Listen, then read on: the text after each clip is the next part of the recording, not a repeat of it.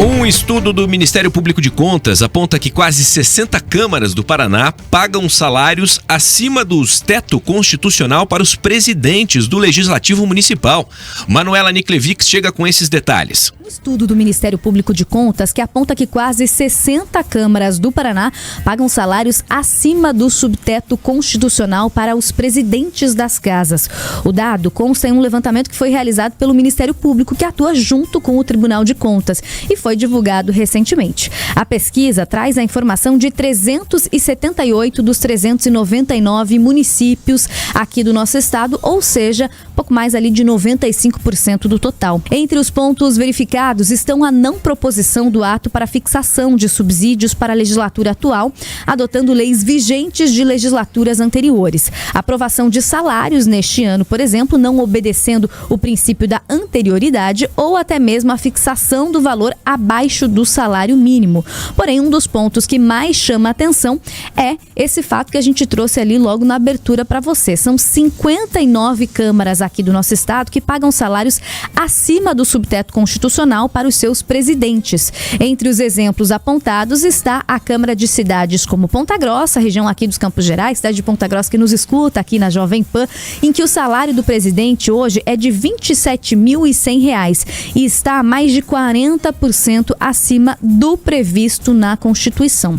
Ainda conforme o estudo, em média, os poderes legislativos de todo o Paraná, somados, gastam um pouco mais de 37 milhões de reais todos os meses, apenas com a folha salarial dos vereadores. Isso não inclui ali nem os servidores das casas. A gente conversou sobre esse levantamento com o procurador-geral do Ministério Público de Contas, que é o Gabriel Leger. Ele falou pra gente um pouquinho sobre esse levantamento. Vamos ouvir. Dos que nos responderam, nós conseguimos identificar algumas impropriedades. Passamos a verificar várias situações impróprias. Por exemplo, subsídios que foram fixados após o período eleitoral. Também identificamos dois casos bastante inusitados, que são de fixação de subsídios de vereadores abaixo do salário mínimo, o que também ofende alguns critérios, alguns entendimentos aí do Poder Judiciário. Mas nós percebemos que a fixação dos subsídios dos presidentes de Câmara, em 59 casos, estavam ultrapassando os percentuais autorizados pela Constituição a partir da população do município.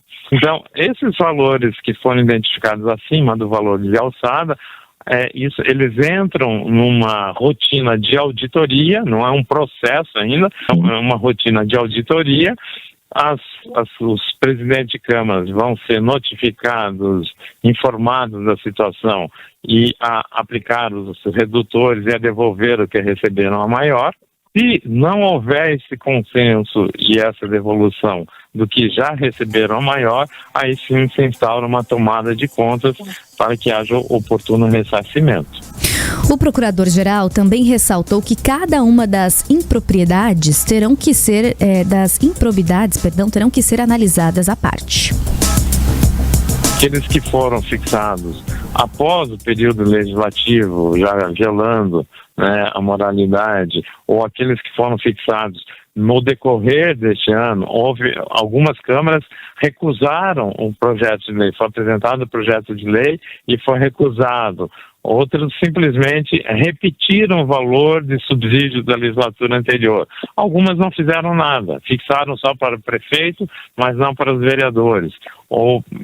Então nós temos várias situações que nós vamos ter que enfrentar caso a caso e o tribunal vai ter que dizer qual é a solução, qual é o entendimento diante de cada uma dessas realidades, inclusive a dos subsídios abaixo do salário mínimo. Nós realmente vamos ter que, uma parte a gente já entendeu que há irregularidade. Algumas irregularidades são singelas, apenas que no máximo a gente poderia aplicar uma multa.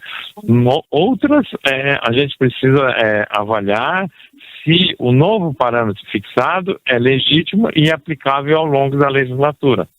Então, assim, não é uma situação muito fácil, porque para cada uma dessas irregularidades que nós identificamos, nós precisamos ter uma interpretação muito objetiva e muito clara. Então, o tribunal será provocado a fixar esse entendimento por meio de pré-julgado e até para dizer se essas leis que foram fixadas, seja no ano passado ou no início dessa legislatura, de forma irregular, se elas são aplicáveis. Bom, questionada sobre o resultado deste levantamento, a Câmara de Ponta Grossa, que a gente trouxe para você ali a informação que tem um salário do presidente da casa 40% acima do que seria indicado para a casa, eles explicaram através de nota que já informaram ao Ministério Público que os redutores constitucionais estarão sendo aplicados, garantindo então a lisura nos pagamentos dos subsídios do Legislativo, e também que a mesa executiva apresentou um projeto de lei alterando uma lei municipal com o objetivo de deixar mais clara ali a aplicação destes redutores constitucionais no pagamento dos salários.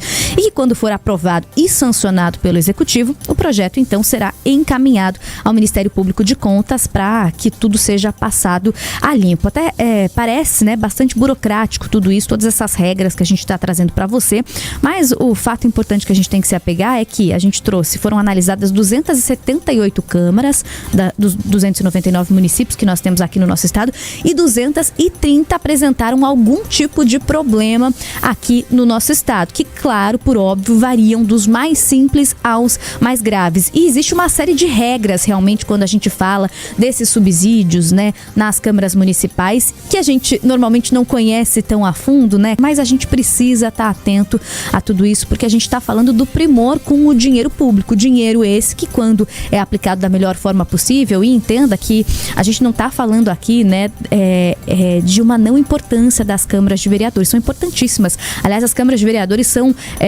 ali para mim, né, uma das mais importantes formas que a gente tem para a resolução dos problemas em sociedade, porque os vereadores são aqueles que estão mais perto da população, mas é preciso seguir à risca tudo aquilo que está previsto em Constituição.